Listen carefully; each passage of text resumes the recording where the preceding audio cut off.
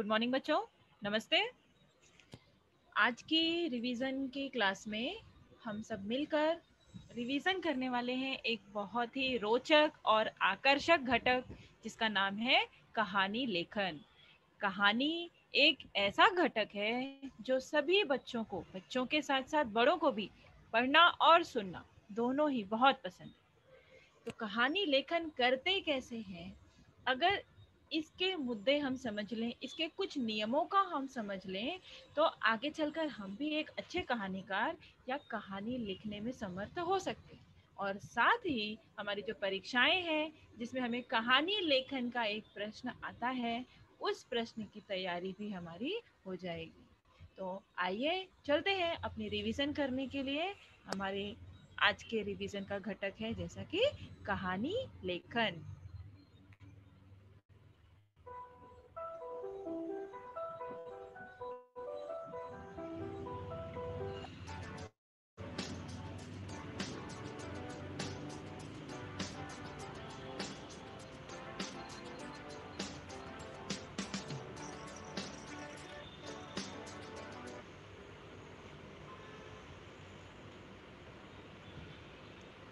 तो जैसा कि मैंने आपको बताया, आज हम रिवीजन देखने वाले हैं कहानी लेखन का। किस तरह से हमें परीक्षाओं में कहानी लेखन करना अपेक्षित है, किन मुद्दों का और किन नियमों का हमें पालन करना चाहिए।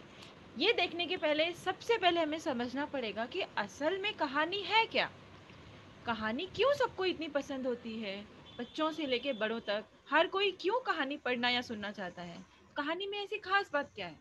तो उसके लिए कहानी क्या है, किसी घटना के रोचक व मनोरंजन पूर्ण वर्णन को कहानी कहते हैं। यह साहित्य की सबसे लोकप्रिय विधा है। इसके द्वारा जिज्ञासा और कल्पना शक्ति के साथ साथ भाषाई कौशल और क्षमताएं भी विकसित होती हैं। कहानी जो है वो किसी भी घटना का, बीती हुई घटना या एक काल्पनिक घटना, किसी भी तरह का घटना का एक रोचक और मनोरंजन पूर्ण वर्णन होता है, जिसे हम अपने ढंग में अपने भाषाओं का अधिक से अधिक रोचक भाषा का प्रयोग करके सामने वाले को सुनाते हैं, या उन्हीं अधिक से अधिक प्रभावशाली शब्दों का उपयोग करके उसे अपनी कॉपी में या किसी भी पन्ने पर लिखते हैं। वो होती है कहानी। उदाहरण के लिए, जैसे आप कहीं घूमने जाते हैं, कहीं घूमकर आते हैं, कहीं से घूमकर आते हैं, 2-4 दिनों के लिए कहीं घूमने गए हैं। तो जब आप वापस लौट कर आते हैं तो अपने दोस्तों को, अपने मित्रों को या आपके संपर्क में जो भी है उसे वहाँ पर आपने क्या देखा, कैसा महसूस किया, क्या चीज़ें हुई, वो बहुत ही रोचक शब्दों में उसके सामने रख देना चाहते हैं। तो उसी तरह से ये कहानी भी है कि जो चीज़ें घटित हुई हैं या ना भी घटित हुई है, सिर्फ हमारी कल्पना शक्ति में है, कल्पना करके उसे प्रभावी से प्रभावी शब्दों के माध्यम से और साथ ही उसकी रोचकता और जिज्ञासा को बनाए रखकर पाठक के समक्ष प्रस्तुत करना, ये है कहानी। अब कहानी लेखन के 3 प्रकार होते हैं। पहला, सहायक शब्दों के आधार पर। दूसरा, मुद्दों के आधार पर। तीसरा, सुवचन या कहावतों के आधार पर। तो इस 3 प्रकार से हम कहानी लेखन कर सकते हैं। पहले की परीक्षाओं में इन तीनों प्रकारों में से कोई एक प्रकार पूछा जाता था, लेकिन अब हमारे पास केवल मुद्दों के आधार पर, हम अब हमारी कृति पत्रिका में केवल दूसरा जो हमारा प्रकार है, मुद्दों के आधार पर कहानी लेखन, इसी प्रकार का कहानी लेखन का प्रश्न दिया जाता है। लेकिन फिर भी कहानी लेखन के कितने प्रकार हैं, कौन कौन से प्रकार हैं, ये हमें पता होना चाहिए। तो पहला प्रकार, जैसा कि मैंने आपको बताया, सहायक शब्दों के आधार पर। दूसरा, मुद्दों के आधार पर। और तीसरा, सुवचन या कहावतों के आधार पर कहानी लेखन। अब जब सबसे पहला प्रकार जो था हमारा, सहायक शब्दों के आधार पर कहानी लेखन, तो ये होता क्या है, सहायक शब्दों के आधार पर किस तरह से कहानी लिखी जाती है। तो इस प्रश्न के अंतर्गत आपको कोई भी 4 से 5 शब्द दिए जाते हैं। उन 4 या 5 शब्दों का अपनी कहानी में आपको प्रयोग करना होता है और उन 4 से 5 शब्दों का प्रयोग करके आपको अपनी कहानी को रोचक और आकर्षक रूप देना होता है। केवल आपको कल्पना करनी है, जो शब्द आपके सामने है, हो सकता है उन शब्दों को लेकर आपको पहले से कोई कहानी नहीं पता हो, तो यहाँ पर आपको क्या करनी है, अपनी खुद की कहानी बनानी है। आपको अपनी खुद की एक नई कहानी की रचना करनी है। जैसे उदाहरण के लिए कुछ शब्द आपके सामने हैं। पहले प्रश्न में है 4 शब्द: मिट्टी, चांद, खरगोश, कागज। इन 4 शब्दों को लेकर आपको अपनी कल्पना शक्ति को जगाकर एक नई कहानी बनानी है। जिस भी क्रम में आप इन शब्दों को रखना चाहते हैं रख सकते हैं। यहाँ पर इन शब्दों का कोई क्रम नहीं है, केवल आपकी कहानी में ये शब्द जो है वो आने चाहिए, इनका कोई क्रम नहीं है। लेकिन आपकी कहानी का क्रम होना चाहिए। कहानी जो है वो अर्थपूर्ण होनी चाहिए, उसका कोई भाव निकलना चाहिए। तो इस तरह से जो भी शब्द 4 या 5 शब्द दिए गए हैं, उन चारों पांचों शब्दों का प्रयोग करके आपको एक अच्छी से अच्छी कहानी की रचना करनी है। दूसरे प्रश्न में कछुआ, खरगोश, जंगल, इनाम। अब ये दूसरे प्रश्न के जो शब्द हैं, इससे संबंधित कहानी तो आपने जरूर सुनी होगी। तो आप उस कहानी को भी अपने शब्दों में, अपने जो आपको थोड़ा और चेंज करना हो या कुछ नयापन लाना हो, तो उस तरह से आप इस कहानी को प्रस्तुत कर सकते हैं। अगला प्रश्न है रात, चांद, नदी, परी। यानी अब जो आप कहानी का लेखन करोगे उसमें इन 4 शब्दों का प्रयोग आना चाहिए। तो पहला जो प्रकार था कहानी लेखन का, सहायक शब्दों के आधार पर कहानी लेखन। हालांकि ये अब भी हमारी पाठ्य पुस्तक में नहीं है, हमारी परीक्षाओं में ये इस प्रकार का कहानी लेखन नहीं पूछा जाता, लेकिन फिर भी आपको पता रहना चाहिए कि जब सहायक शब्दों के आधार पर कहानी लेखन करने के लिए कहा जाता है, तो उसका मतलब है कि जिस प्रश्न में जो 4 या 5 शब्द दिए गए हैं, उन्हीं शब्दों को लेकर आपको अपनी कहानी बनानी है। या तो आपको पहले से कोई कहानी पता है तो आप उसे लिखें, उसमें जो आपको उचित परिवर्तन लगता है वो करें, या फिर अगर उन शब्दों से संबंधित कोई कहानी आपको नहीं पता है तो उन शब्दों को लेकर एक नई ही तरह की कहानी की कल्पना आप करें और उसे अपनी उत्तर पत्रिका में लिख दें। दूसरा प्रकार आता है मुद्दों के आधार पर कहानी लेखन। ये हमारी परीक्षा में पूछा जाता है।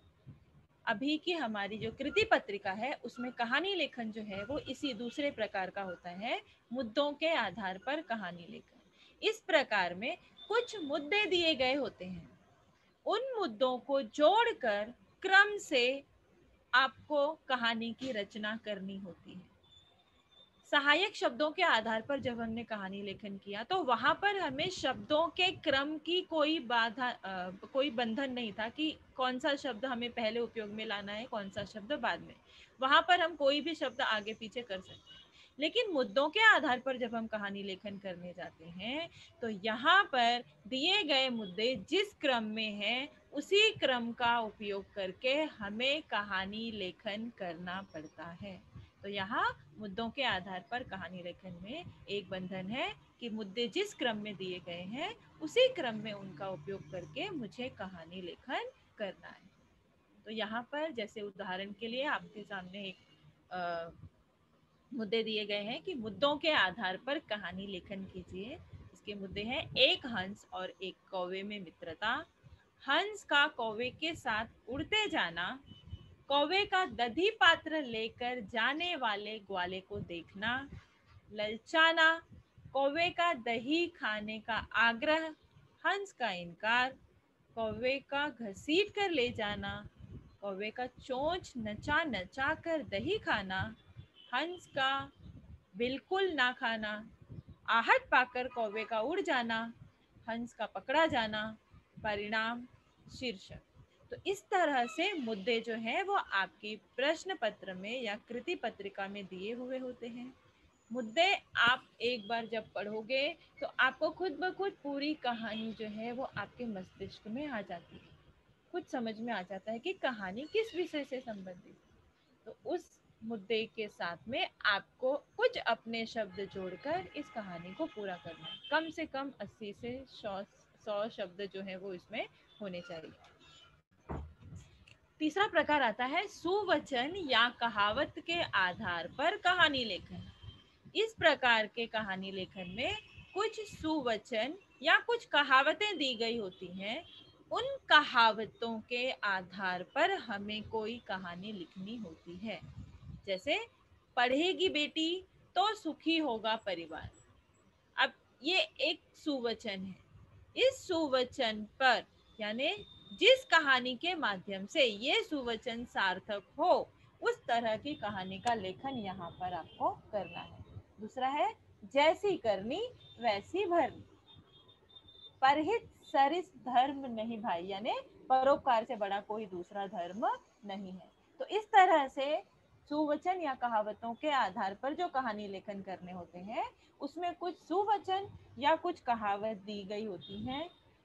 उन सुवचन और कहावतों को प्रयुक्त करने वाला, हमारे सामने प्रस्तुत करने वाला कहानी जो है हमें लिखनी होती है। तो ये हमने देखे कहानी के 3 प्रकार कौन कौन से होते हैं। पहला शब्दों के आधार पर, दूसरा मुद्दों के आधार पर, तीसरा सुवचन या कहावतों के आधार पर कहानी लेखन। इसमें से हमें मुद्दों के आधार पर कहानी लेखन करने के लिए परीक्षा में प्रश्न आते हैं। अब ये कहानी लेखन जो है हमारी प्रश्न पत्रिका जो है वो कुछ भागों में विभाजित होती है। जैसे पहला भाग उसका होता है पठित गद्य, पठित गद्य और पद्य। दूसरा अपठित गद्य और पद्य। तीसरा व्याकरण विभाग, तीसरा पूरक पठन। चौथा व्याकरण विभाग और पांचवा उपयोजित लेखन या रचना विभाग, जिसे हम रचना विभाग भी कहते हैं क्योंकि यहाँ पर हमें कुछ चीजों की रचना करनी पड़ती है। तो इसे उपयोजित लेखन या रचना विभाग भी कहा जाता है। तो हमारा कहानी लेखन का जो प्रश्न है वो इसी विभाग के अंतर्गत पूछा जाता है। ये पूरा उपयोजित लेखन या रचना विभाग जो है ये 32 अंक का होता है। इस 32 अंक में कहानी लेखन का प्रश्न जो है वो 5 अंकों का होता है।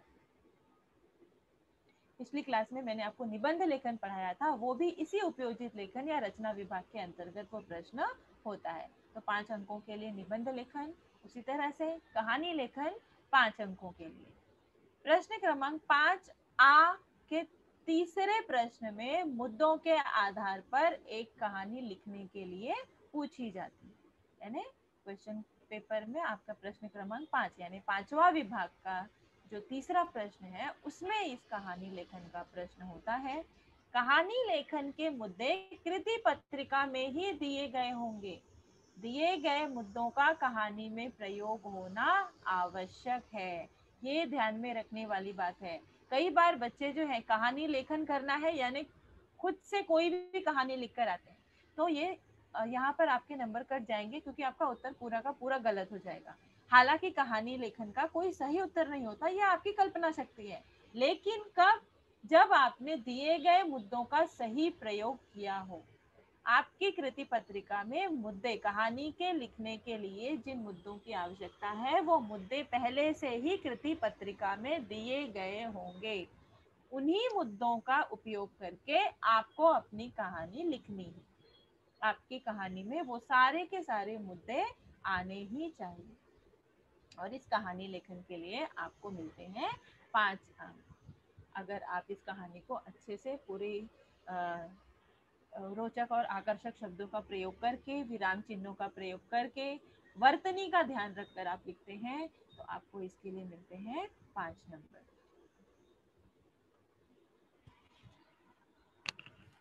अब आगे जो हमें कहानी लेखन के संबंध में ध्यान देने वाली बात है, तो बच्चे जो गलतियां करते हैं उन्हीं गलतियों के आधार पर ये ध्यान देने वाली बातें मैं आपके सामने लेकर आई हूँ कि किन चीजों का ध्यान आपको कहानी लेखन करते समय रखना चाहिए। कौन कौन सी गलतियां आपसे होती हैं और कौन सी गलतियां आपको सुधारने की आवश्यकता है। जैसे सबसे पहला आता है, रूपरेखा के आधार पर कहानी लिखने के पहले रूपरेखा 2-3 बार पढ़ लेनी चाहिए। जो रूपरेखा दी गई है, रूपरेखा यानी जो मुद्दे दिए गए हैं, मुद्दे जो आपकी कृति पत्रिका में हैं, यदि आप उन मुद्दों को 2 से 3 बार पढ़ लोगे तो पूरी की पूरी कहानी आपके मस्तिष्क में तैयार हो जाएगी। और एक बार आपकी कहानी तैयार हो गई तो आपको उसे केवल पेपर पर उतारना ही बाकी है। उस पेपर पर उतारने के लिए उसे सही शब्दों का चुनाव करके आप अपनी कहानी लिख देंगे। तो सबसे पहले क्या जरूरी है, सबसे पहले ध्यान देने वाली बात है कि आपको रूपरेखा जो दी गई है या जो मुद्दे दिए गए हैं उन मुद्दों को ध्यान से कम 2 से 3 बार पढ़िए। बच्चे सीधा कहानी लिखना शुरू करते हैं, पहला मुद्दा जो है, दूसरा मुद्दा जो है, और बीच बीच में केवल एक एक शब्द डालते जाते हैं। सेंटेंस जो मुद्दे दिए गए हैं, जैसे उसमें जाना, उड़ जाना, ले जाना, खींच कर ले जाना, पकड़ा जाना, तो ये शब्द भी वो परिवर्तित नहीं करते, इन शब्दों को भी वो उसी तरह से उसी क्रम में रखते जाते हैं। तो हालांकि वाक्य की रचना के अनुसार वाक्य में जो क्रिया है, जो सहायक क्रिया है, उसके रूप बदलते हैं। तो इस पर ध्यान आप तब दे पाएंगे जब आप रूपरेखा को 2 से 3 बार पढ़ेंगे। तो आपको समझ में आएगा कि कहानी में वाक्य रचना जो है वो मेरी कैसी होनी चाहिए, किस तरह से मुझे कहानी रखनी है। दूसरा, कौन सी बात ध्यान देने वाली है, तो हर वाक्य पूर्ण तथा क्रम से लिखें। हर वाक्य, जो भी वाक्य आप कहानी लेखन में लिखेंगे वो पूरा होना चाहिए, उसका अर्थ निकलना चाहिए, और सबसे जरूरी बात कि वो क्रम से होना चाहिए। मुद्दे जिस क्रम में है, कहानी भी आपकी उसी क्रम में बनकर तैयार होनी चाहिए। तीसरा, कहानी का यथोचित विस्तार होना चाहिए। यथोचित विस्तार यानी जो वहां पर आवश्यक है, जहां पर जिस मुद्दे पर जितना आवश्यक है उतना विस्तार आपको वहां उस मुद्दे के लिए देना है। जैसे जो मुद्दे हमने देखे, बच्चे कई बार केवल उन मुद्दों को ही अपने उत्तर पत्रिका में कॉपी कर लेते हैं। जैसा मुद्दा दिया हुआ है वैसा ही वो बीच में उतार लेते हैं, केवल हर मुद्दे के बीच में एक एक लाइन अपनी तरफ से जोड़ते हैं, या कभी कभी वो भी नहीं जोड़ते। तो इस तरह से कहानी लेखन जो है वो मान्य नहीं होता। हर एक मुद्दे के संबंध में जहाँ जिस मुद्दे पर जितनी आवश्यकता है, जैसे अगर कोई गांव का वर्णन है, शहर का वर्णन है, जंगल का वर्णन है, तो उस जगह पर वर्णन में, उस चीजों के वर्णन में थोड़ी 2-3 लाइन आप जरूर लिखिए, उसे कहते हैं यथोचित विस्तार। तो जो मुद्दे में जितनी आवश्यकता है उतना विस्तार आप उसको दीजिए। चौथा है, भाषा सरल तथा मुहावरेदार होनी चाहिए। मुहावरेदार का अर्थ होता है कि आपको अपने कहानी लेखन में जहां पर आवश्यकता हो, जहां उस स्थिति से संबंधित मुहावरा आपको याद आए, वो मुहावरा आपको अपनी कहानी में डालना चाहिए। तो इससे क्या होता है, आपकी कहानी जो है वो और अधिक रोचक और प्रभावी हो जाती है। तो कहानी लेखन करते समय भाषा आपको सरल रखनी है ताकि वो सबको समझ में आ जाए, और उसमें जहाँ पर आप डाल सकें, जहाँ उस स्थिति में वो फिट बैठे, ऐसे मुहावरे का प्रयोग भी आप कहानी लेखन में करके अपनी कहानी को और अधिक अच्छा बना सकते हैं। अगला मुद्दा है, एक घटना पूरी हो जाए तो दूसरी घटना नए परिच्छेद से शुरू करनी चाहिए। कहानी जो है वो कई घटनाओं का योग होता है, उसमें बहुत सारी छोटी छोटी घटनाएं होती हैं। तो यहाँ पर जब आप कहानी लिखने बैठ रहे हैं तो एक घटना होने के बाद, अगर एक पैराग्राफ में आपने एक घटना का जिक्र किया है, एक घटना का वर्णन किया है, तो उस घटना के समाप्त होने पे दूसरी घटना को आप दूसरे परिच्छेद से लिखें। और आप हमेशा ध्यान में रखेंगे कि कम से कम कहानी लेखन हो या निबंध लेखन हो, दोनों ही लेखन के प्रकारों में कम से कम आपको 3 परिच्छेद तो लिखने ही हैं। पहले परिच्छेद में आप कहानी की शुरुआत का वर्णन कर सकते हैं, दूसरे परिच्छेद में उससे संबंधित घटनाएं, और तीसरे परिच्छेद में कहानी का अंत। तो इस तरह से आपको घटना के लिए, घटना के अनुसार नए नए परिच्छेद बनाने हैं, और कम से कम 3 परिच्छेद में आपको अपनी कहानी पूरी करनी है। छठा मुद्दा है हमारा, कहानी लिखने के साथ उसका शीर्षक पूछा जाता है। ये बहुत ही ज्यादा महत्वपूर्ण मुद्दा है। कहानी लिखने के साथ उसका शीर्षक पूछा जाता है। अतः शीर्षक ऐसा देना चाहिए जो कथा वस्तु को व्यक्त करता हो। शीर्षक संक्षिप्त और आकर्षक होना चाहिए। प्रश्न में जहां मुद्दे दिए होते हैं, मुद्दों के आधार पर कहानी लिखिए तथा उचित शीर्षक भी दीजिए। कई बार इस तरह से लिखा होता है, कई बार नहीं भी लिखा होता है, लेकिन फिर भी जब हम कहानी लिख रहे हैं तो हमें सबसे जरूरी बात यह ध्यान में रखनी है कि उस कहानी का शीर्षक यानी कहानी का जो नाम है वो सबसे ऊपर पहली लाइन में लिखना आवश्यक है। शीर्षक के लिए आपको 1 नंबर होता है। अगर आपने कहानी से संबंधित सही शीर्षक लिखा है, सही नाम लिखा है, तो आपको वहां पर 1 नंबर मिलेगा। तो यहाँ सबसे जरूरी बात है, चाहे आपको प्रश्न में मुद्दों के साथ शीर्षक लिखने के लिए पूछा जाए या ना पूछा जाए, शीर्षक आपको लिखना ही है। कहानी का नाम जो है, शीर्षक जो है, वो लिखना बेहद जरूरी है। उसी नाम या शीर्षक से तो हमें समझ में आता है कि कहानी किसके संबंध में है। तो अगर आप केवल कहानी लिखकर आ जाते हैं, आपने शीर्षक नहीं लिखा है, तो वहां पर आपका 1 नंबर तो वैसे भी कट जाएगा। तो हमें कोशिश क्या करनी है, ज्यादा से ज्यादा नंबर अपनी तरफ लेने की। और वो हम कब ले पाएंगे, जब हम इन छोटी छोटी बातों का ध्यान रखेंगे और उसे परीक्षा में पालन भी करेंगे। तो कहानी लेखन करते समय सबसे इम्पोर्टेंट मुद्दा क्या है कि हमें कहानी लेखन करने से पहले मुद्दों को 2 से 3 बार पढ़ लेना है। मुद्दों को 2 से 3 बार पढ़ने के बाद अपने आप ही समझ में आ जाएगा कि वो कहानी किस विषय से संबंधित है, और जिस भी विषय से वो कहानी संबंधित है, उस विषय से संबंधित शीर्षक ही मुझे अपनी कहानी के लिए चुनना है। क्योंकि मुझे शीर्षक टीचर ने लिखने के लिए कहा था, इसलिए मैं कोई भी शीर्षक लिख दूं, तो ऐसा नहीं है। आपके मुद्दों से संबंधित, आपके मुद्दे किस प्रकार की कहानी की रचना कर रहे हैं, उसी कहानी से संबंधित शीर्षक होना चाहिए। और शीर्षक जो है वो पूरी 1 लाइन का या आधी लाइन का नहीं होना चाहिए।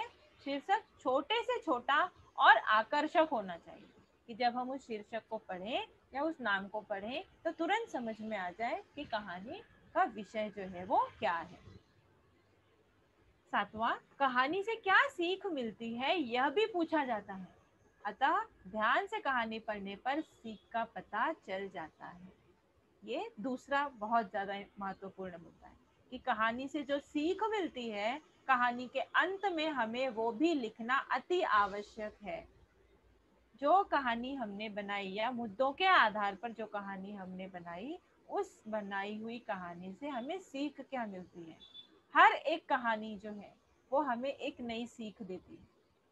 तो जो भी कहानी आपने लिखी है, उस कहानी से भी कोई ना कोई सीख जरूर मिल रही है। उस सीख को भी हमें कहानी खत्म होने पर, शुरुआत में नहीं, शुरुआत में हमें केवल उसका शीर्षक लिखना है, बीच में कहानी, और अंत में जहां हमारी कहानी खत्म हो जाती है वहां पर हमें सीख लिखनी है, सीख हेडिंग डालना है। और उसके बाद उस कहानी से आपको क्या सीख मिलती है या पढ़ने वाले को क्या सीख मिल सकती है, वो सीख हमें 1 या 2 लाइन में लिखना है।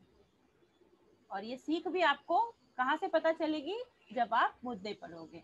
दिए गए जो मुद्दे हैं, जब आप उसे ध्यान से पढ़ोगे तो वो सीख भी आपको उन्हीं मुद्दों से पता चल जाएगी। 8वां मुद्दा है हमारा, कहानी को लिखकर रूपरेखा से मिला लेना चाहिए जिससे कोई बाहरी बात ना आने पाए। जब आपकी कहानी लिखकर पूरी हो गई तो आपको एक बार मुद्दों के साथ, जो रूपरेखा या जो मुद्दे दिए गए थे, उसके साथ में एक बार मैच करके जरूर देखना चाहिए कि क्या आपके दिए हुए सारे मुद्दे आपकी कहानी में आ गए, क्या कहानी आपके मुद्दों के अनुसार ही चल रही है। कई बार बच्चे भटक जाते हैं, मुद्दों से भटक जाते हैं। वो शुरुआत के 2-3 मुद्दे या 4-5 मुद्दे बराबर पालन करते हैं, उनको पालन करके बराबर कहानी शुरुआत करते हैं, लेकिन बीच में कहीं जब उनको उन मुद्दों से संबंधित कोई दूसरी बात ना याद आ रही हो या वो मुद्दे नहीं समझ में आए हो, तो वो अपने विषय वस्तु से भटक जाते हैं और किसी और तरह की ही कहानी वहां पर बना बैठते हैं। तो यहाँ पर क्या हो जाता है, शुरुआत की जो दो चार लाइनें आपने सही लिखी हैं, केवल उन्हीं के लिए नंबर मिलेगा। बाकी आपने कहानी कितनी भी बड़ी लिखी हो, लेकिन अगर वो आपके विषय से भटक गया है तो आपको उस कहानी के लिए नंबर नहीं मिलेगा। तो सबसे जरूरी बात हमें क्या ध्यान में रखनी है, जब मैं कहानी लिख रही हूँ तो बीच बीच में मैं मुद्दे पढ़ती जाऊं कि क्या मेरी कहानी मुद्दों के अनुसार ही चल रही है या नहीं। अगला है शीर्षक और सीख यदि नहीं भी पूछे गए हों तो भी लिखना अनिवार्य है। जैसा कि मैंने पहले ही कहा कि कई बार प्रश्न इस तरह से आता है कि दिए गए मुद्दों के आधार पर कहानी लिखिए और शीर्षक भी दीजिए और सीख भी लिखिए। या कई बार केवल इतना पूछा जाता है कि दिए गए मुद्दों के आधार पर कहानी लेखन कीजिए। तो अगर केवल इतना लिखा हुआ है तो भी हमें कहानी का शीर्षक और कहानी की सीख लिखना अनिवार्य है। कहानी का शीर्षक जो है वो कहानी की शुरुआत में सबसे ऊपर पहली लाइन पर होगा और कहानी की सीख जो है वो हमारी कहानी समाप्त होने के बाद अंत में उससे क्या सीख मिलती है वो लिखना। 10वां मुद्दा है कहानी के प्रसंगानुसार वातावरण का निर्माण होना चाहिए। यानी कहानी में जो प्रसंग है, जहाँ का प्रसंग है, उसके अनुसार आपको वातावरण का निर्माण यानी उसके अनुसार थोड़ा वर्णन आपको अपनी कहानी में देना चाहिए। जैसे यदि गांव में कहानी घटती है तो गांव का रोचक और सही वर्णन अपेक्षित है। यदि वो कहानी के मुद्दे पढ़कर आपको ऐसा लगता है कि वो कहानी किसी गांव की है, तो कहानी की शुरुआत में आपको गांव का वर्णन देना अपेक्षित है। कौन से गांव में हुआ, गांव का नाम, घटना कैसे घटी, गांव का जो दृश्य है उसका थोड़ा सा वर्णन आप दे सकते हैं। तो इस तरह से जो प्रसंग है, जहां पर वो कहानी घट रही है, जहां पर उसका प्रसंग हो रहा है, उस स्थान का थोड़ा वर्णन, उस वातावरण का थोड़ा वर्णन आपको अपनी कहानी में देना चाहिए। उससे कहानी और ज्यादा रोचक और आकर्षक लगती है। अगला मुद्दा है कहानी में आए संवाद अवतरण चिन्ह में लिखना अपेक्षित है। विराम चिन्ह जो आपको सिखाए गए हैं, विराम चिन्हों में हमने अवतरण चिन्ह सीखे थे। तो ये अवतरण चिन्ह जो है, जब हम कहानी में किसी के बीच हुए संवाद को लिखते हैं, संवाद यानी जो दो लोग या तीन लोग जब आपस में बात करते हैं तो उस बातचीत को हम संवाद कहते हैं। तो यदि आपकी कहानी में ऐसा कोई मुद्दा आए या ऐसा कोई विषय आए जिस पर दो या तीन लोगों की बातचीत आपको दिखानी है, तो उनके द्वारा बोले गए वाक्यों को या उनके द्वारा बोले गए शब्दों को, संवाद को आपको अवतरण चिन्ह में दिखाना अनिवार्य होता है। वहां पर हमें अवतरण चिन्ह लगाना अनिवार्य। तो विराम चिन्हों का भी उचित स्थान पर उचित प्रयोग हमें कहानी लेखन करते समय करना है। कौन से विराम चिन्ह किस स्थान पर होने चाहिए, ये ध्यान में रखना जरूरी है। अगला है कहानी के लिए शब्द सीमा 80 से 100 शब्दों तक होनी चाहिए। कहानी आपकी कम से कम 80 से 100 शब्दों की होनी चाहिए, या फिर जैसा कि मैंने आपको बताया कम से कम आप ध्यान रखो कि 3 पैराग्राफ में या 3 परिच्छेद में आपकी कहानी बनकर तैयार हो। पहला लाइन शीर्षक, उसके बाद आपका पहला पैराग्राफ या पहला परिच्छेद वर्णन से संबंधित, जिस भी जगह पर या जिस वातावरण में आपकी कहानी शुरू हो रही है वहाँ का थोड़ा सा वर्णन दीजिए। दूसरे परिग्राफ परिच्छेद में जो भी घटना है उस घटना का वर्णन कीजिए। तीसरे परिच्छेद में कहानी का अंत लिखिए और आखिर में सीख हेडिंग डालकर उस कहानी से पढ़ने वाले को या पाठक को क्या सीख मिलती है वो लिखिए। तो इन मुद्दों का अगर आप यथावत पालन करते हैं, इन मुद्दों को ध्यान में रखकर जब आप कहानी लिखने के लिए बैठते हैं, तो आपकी कहानी जो है वो बहुत ही अच्छी और बहुत ही रोचक तरीके से बनेगी। साथ ही विराम चिन्हों का उपयोग आपको करना अनिवार्य है। कहानी में जहां पर पूर्ण विराम लगाना है वहां पूर्ण विराम, जहां कॉमा की आवश्यकता है यानी अल्प विराम की आवश्यकता है वहां अल्प विराम, अर्ध विराम, अवतरण चिन्ह। तो इस तरह से जिस भी चिन्ह की जिस वाक्य के बाद या शब्दों के बाद आवश्यकता है उस तरह के विराम चिन्ह का आपको प्रयोग करना है। दूसरी बात, वर्तनी यानी स्पेलिंग। फिर से यहाँ पर वही मुद्दा आता है कि आपको स्पेलिंग मिस्टेक या वर्तनी की अशुद्धियां बिल्कुल भी नहीं करनी है। आपको ध्यान से उन शब्दों को लिखना है, उनकी मात्राएं जो है वो ध्यान से लगाना है, ताकि वर्तनी से संबंधित कोई त्रुटियां आपकी ना हो। तो इस तरह से आप कहानी लेखन करके अधिक से अधिक नंबर अपने कहानी लेखन में ले सकते हैं। अब हम उदाहरण देखते हैं कुछ कहानियों का कि परीक्षा में आपको किस तरह से मुद्दे दिए जाते हैं, उन मुद्दों का प्रयोग करके किस प्रकार से कहानी की रचना हम कर सकते हैं। जैसे प्रश्न है, निम्नलिखित मुद्दों के आधार पर कहानी लिखिए।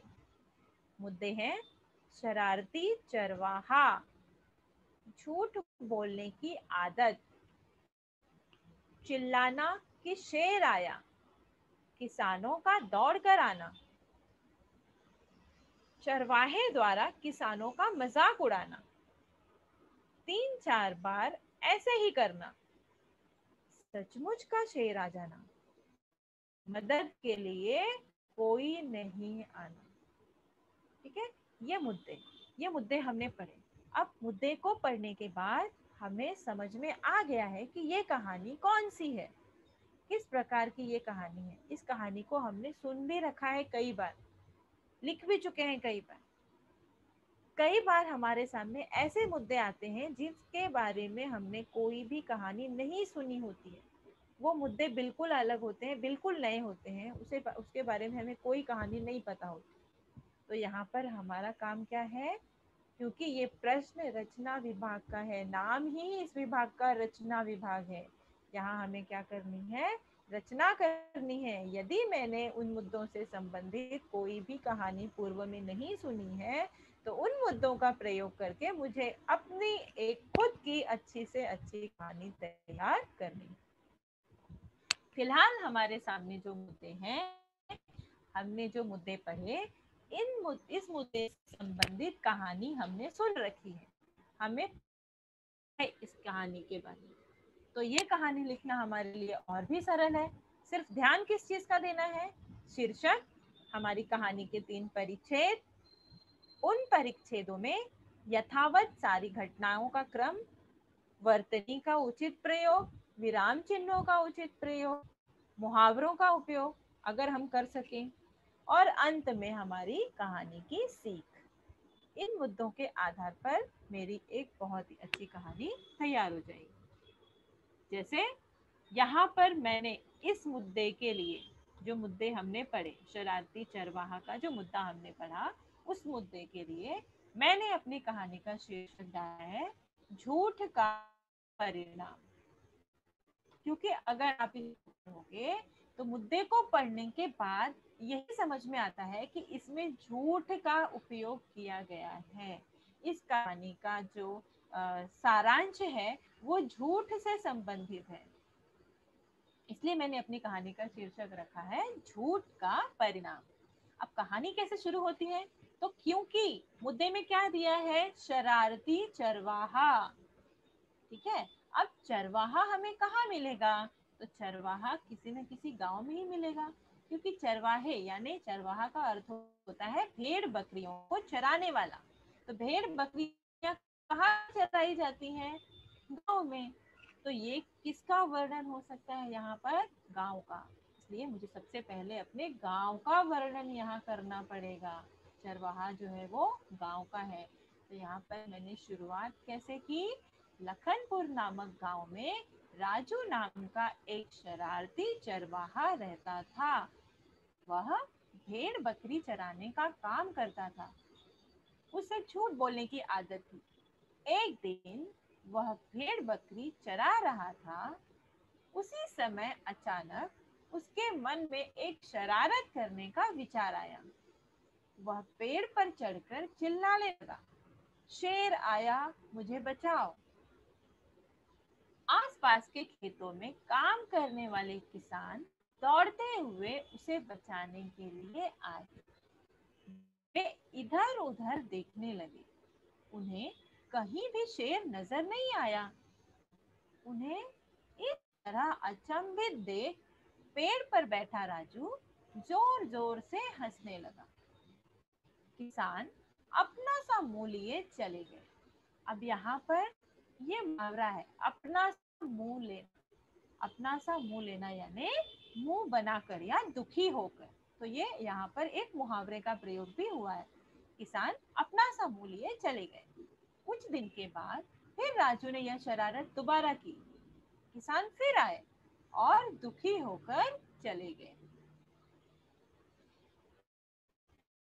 इस तरह राजू ने कई बार अपनी शरारत से लोगों को तंग किया। एक दिन सचमुच शेर आ गया। वह मारे भय के जोर जोर से चिल्लाने लगा, बचाओ बचाओ, शेर आया शेर आया। लेकिन इस बार कोई किसान उसकी मदद के लिए नहीं आया। शेर राजू को मारकर खा गया। उसे झूठ बोलने का फल मिल गया। यहाँ पर मेरी कहानी खत्म हुई। अब मुझे अंत में क्या लिखना है? कहानी की सीख। तो कहानी से सीख क्या मिलती है? इस कहानी से हमें यह सीख मिलती है कि हमें हमेशा सच बोलना चाहिए। या हम ऐसे भी लिख सकते हैं कि इस कहानी से हमें यह सीख मिलती है, हमें झूठ नहीं बोलना चाहिए। ठीक है, क्योंकि जब हमने इन मुद्दों को पढ़ा था तो इन मुद्दों के माध्यम से हमें यही समझ में आया था कि कहानी जो है वो झूठ के ऊपर है। तो हमने इसका शीर्षक भी झूठ का परिणाम दिया और कहानी की सीख भी जो है वो झूठ से ही संबंधित है। या तो आप इस तरह से लिखें कि इस कहानी से हमें यह सीख मिलती है कि हमें हमेशा सच बोलना चाहिए, या फिर इस कहानी से हमें यह सीख मिलती है कि हमें कभी भी झूठ नहीं बोलना चाहिए। शीर्षक में आप झूठ का परिणाम लिखें या आप शरारती चरवाहा, ये आप शीर्षक भी लिख सकते हैं। बस आपका शीर्षक जो है वो छोटा होना चाहिए और आपकी कहानी से संबंधित होना चाहिए। तो इस कहानी को कई बार हम एक ही कहानी को 2 या 3 शीर्षक भी देकर बुला सकते हैं। तो हमको केवल एक ही शीर्षक देना है, तो आप अपने उचित शीर्षक का चुनाव करें कि आपको उन 2 या 3 शीर्षकों में से कौन सा अधिक अच्छा लगता है। उस शीर्षक को आप अपनी कहानी को दे सकते हैं। ठीक है, तो ये एक उदाहरण हमने देखा। इसी तरह से एक दूसरा उदाहरण हम देखते हैं। यहाँ पर मुद्दे दिए गए हैं। सबसे पहले जो हमारी जरूरत है, कहानी लेखन से पहले हम मुद्दों को पढ़ेंगे। मुद्दे पढ़ने के बाद कहानी किस तरह से लिखनी है या कहानी का जो रूप है वो हमें अपने आप समझ में आ जाएगा। साथ ही मुद्दों को पढ़ने से हमें कहानी का शीर्षक और कहानी की सीख ढूंढना आसान हो जाएगा। तो सबसे पहले हम पढ़ेंगे मुद्दे। मुद्दे हैं यहाँ पर, एक व्यापारी का व्यापार करने हेतु गांव गांव घूमना, पेड़ की छांव में विश्राम करना, बड़े पेड़ पर लगे छोटे फल देखकर ईश्वर की कृति पर हंसना, एक फल का उसके सिर पर गिरना, फल छोटा होने के कारण चोट ना आना, ईश्वर से क्षमा मांगना।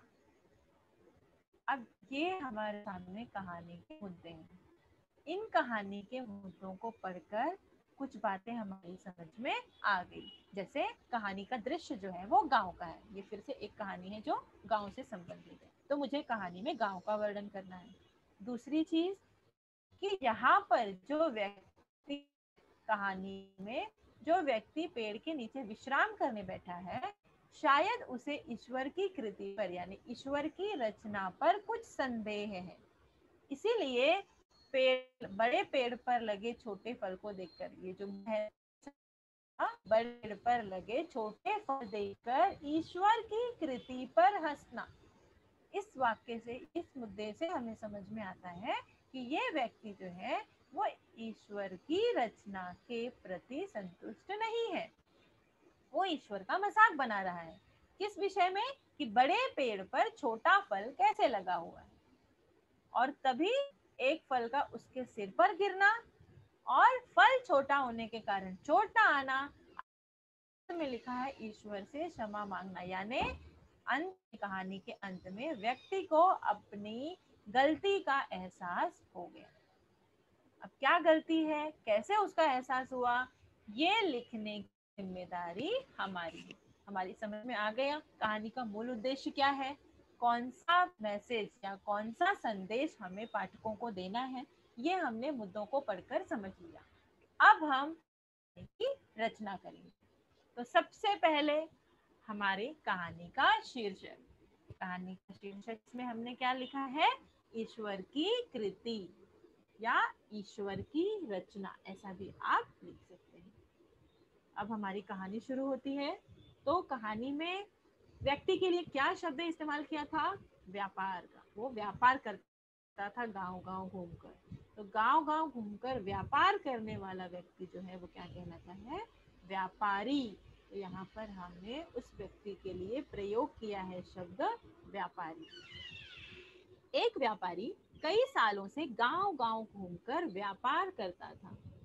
जब कभी वह थक जाता तो किसी बड़े पेड़ की छांव में विश्राम करता, वही खाना खाता और फिर दूसरे गांव के लिए रवाना हो जाता। अब देखिए, अगर आप ध्यान से पढ़ेंगे तो ये सारी लाइंस जो हैं या ये सारे वाक्य जो हैं ये मुद्दों में नहीं है। मुद्दों में केवल इतना बताया गया है कि व्यापारी है जो गांव गांव घूमकर व्यापार करता है, पेड़ के नीचे आराम करता है, उसके सर पर फल गिरता है। लेकिन इन मुद्दों के बीच के जो वाक्य हैं उस मुद्दे से संबंधित, उस मुद्दे से जोड़कर उन वाक्यों की रचना करना और कहानी को विस्तार करना, यानी कहानी को बड़ा करना, ये हमारा काम है। तो उसी मुद्दे से संबंधित ये जो सारे लाइंस मैंने लिखी हैं वो क्या कर रही है, मेरी कहानी को विस्तार भी दे रही है, मेरी कहानी को बड़ा रूप भी दे रही है, लेकिन साथ ही साथ मुद्दों से जुड़ी हुई है। किसी भी मुद्दे से कोई भी वाक्य जो है वो अलग नहीं है। तो एक व्यापारी कई सालों से गांव गांव घूमकर व्यापार करता था। जब कभी वह थक जाता तो किसी बड़े पेड़ की छांव में विश्राम करता, वहीं खाना खाता और फिर दूसरे गांव के लिए रवाना हो जाता। कई बार वह यह सोचकर मन ही मन बहुत प्रसन्न होता था कि उसके जैसा बुद्धिमान कोई नहीं है। एक बार वह सदैव की भांति व्यापार के लिए घर से निकला। दो चार गांव घूमने पर वह थक गया। उसने थोड़ी दूर पर एक तालाब देखा और वहीं पास में एक बहुत बड़ा आम का पेड़ भी था। उसने उसी पेड़ के नीचे विश्राम करने का निश्चय किया। अब बाकी के जो हमारे कहानी के मुद्दे थे कि वो थक जाता है और आराम करने के लिए पेड़ के नीचे आ जाना, ये मुद्दे यहाँ पर कवर हो गए। आगे है, अपने साथ लाया हुआ भोजन खाकर उसने ठंडा पानी पिया और पेड़ के नीचे ठंडी छांव में विश्राम करने लगा। अचानक उसकी नजर पेड़ पर पड़ी। उसमें आम के कच्चे फल लगे हुए थे। व्यापारी विचार करने लगा कि ईश्वर भी बड़ा विचित्र है, उसने इतने बड़े पेड़ पर छोटे फल क्यों लगाए। अब ये हमारी कहानी का तीसरा मुद्दा कि छोटे छोटे बड़े बड़े पेड़ों पर छोटे छोटे फल देखकर व्यापारी का भगवान पर भगवान के लिए जो है उसके मन में उपहास का भाव जागता है। तो ये हमारा तीसरा मुद्दा ये यहाँ पर कवर हो गया कि व्यापारी जो है वो जब उसकी नजर आम के पेड़ पर पड़ी तो उस आम के पेड़ पर लगे कच्चे आमों के फलों को देखकर उसे लगा कि आम का पेड़ तो इतना बड़ा है और इस बड़े बड़े पेड़ पर एक छोटा सा फल लगा हुआ है। अब उसकी सोच क्या आती है, आगे क्या सोचता है वो कि बड़े पेड़ पर तो बड़े फल होने चाहिए, छोटी छोटी लता पर तरबूज, खरबूज जैसे बड़े बड़े फल लगते हैं। कितनी अजीब बात है। तभी अचानक एक आम उसके सिर पर गिरा और सारी बात उसकी समझ में आ गई। यहाँ पर क्या हो गया, अभी तक वो क्या सोच रहा था कि जो बड़ा पेड़ है वो तो मजबूत होता है, उस पर छोटे छोटे फल लगाने की क्या आवश्यकता है, जबकि जो छोटी छोटी लताएं होती हैं जो जमीन पर ही रहती हैं उनमें इतने बड़े बड़े फल यानी तरबूज और खरबूज जैसे फल लगते हैं। तो वो लताएं उन फलों को कैसे संभालेंगी। अब तक उसकी सोच ये थी और उतने में ही उसके सर पर आम का एक फल आके गिर जाता है और उसे तुरंत सारी बात समझ में आ जाती है। उसने ईश्वर से क्षमा मांगी और सोचने लगा कि यदि इस वृक्ष पर बड़ा फल लगा होता तो वह मेरे सिर पर गिरा होता तो मैं मर जाता। ईश्वर ही सबसे बुद्धिमान है, वह जो करता है सोच समझ कर ही करता है। यानी अब उसको इतनी छोटी सी बात समझ में आ गई कि छोटे पेड़ पर बड़ा फल और बड़े फल पर छोटा बड़े पेड़ पर छोटा फल ईश्वर की एक असीम कृति है, एक असीम रचना है ताकि उससे किसी को कोई नुकसान ना हो। बड़ा फल अगर किसी के सर पर गिरा तो उसकी मृत्यु हो सकती है, इसलिए बड़े फल के लिए छोटी छोटी लताएं, और छोटा फल अगर किसी के सर पर गिरा भी तो ज्यादा चोट नहीं लगती। अब इस कहानी से मिलने वाली सीख को हम कहानी के अंत में लिखेंगे। तो इस कहानी से हमें क्या सीख मिलती है। इस कहानी से हमें यह सीख मिलती है कि भगवान जो भी कार्य करता है वह अच्छी तरह सोच समझ कर ही करता है, अतः उस पर हमें पूर्ण रूप से विश्वास करना चाहिए। यहाँ पर हमारी कहानी समाप्त हुई। तो किसी भी कहानी की रचना करने के लिए आपको सबसे पहले उसके मुद्दे ध्यान से पढ़ने हैं। मुद्दों को पढ़ते हुए अपने मन में कहानी की रचना आपको करती जानी है। कहानी के मुद्दे पढ़ते समय आपको कहानी से संबंधित शीर्षक और सीख दोनों अपने मन में बिठा लेने हैं। जब आप कहानी लिखना शुरू करेंगे तो सबसे पहली लाइन में आपको उस कहानी का शीर्षक लिखना है। जैसे यहाँ पर मैंने लिखा है ईश्वर की कृति। उसके बाद आप अपनी कहानी का लेखन शुरू करेंगे। कहानी का लेखन जो है करते समय सरल भाषा का प्रयोग करना है, मुहावरेदार भाषा का प्रयोग करना है। जिस भी जिस भी मुद्दे को आप विस्तार में वर्णन कर सकते हैं और जहां पर वो प्रसंग हो रहा है उसका वर्णन आपको विस्तार में करना है। ठीक है, और इस तरह से आपको अपनी कहानी जो है, कहानी की जो घटनाएं हैं उसके क्रम पर ध्यान रखना है कि वो घटनाएं जो है वो क्रमानुसार ही होनी चाहिए।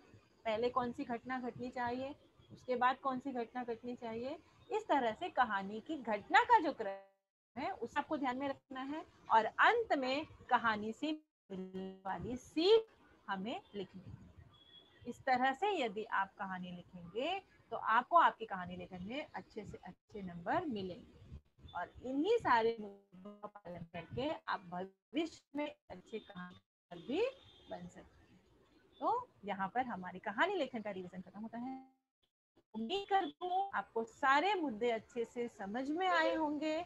आप इन मुद्दों को अच्छे से याद रखेंगे और जब भी परीक्षा में आपको कहानी लेखन का प्रश्न आएगा इन्हीं मुद्दों का प्रयोग करके आज जो चीजें हमने सीखी उनका प्रयोग करके आप अपनी एक अच्छी सी कहानी की रचना करेंगे। अगली क्लास में हम फिर से मिलेंगे एक नए विषय के साथ। तब तक के लिए थैंक यू।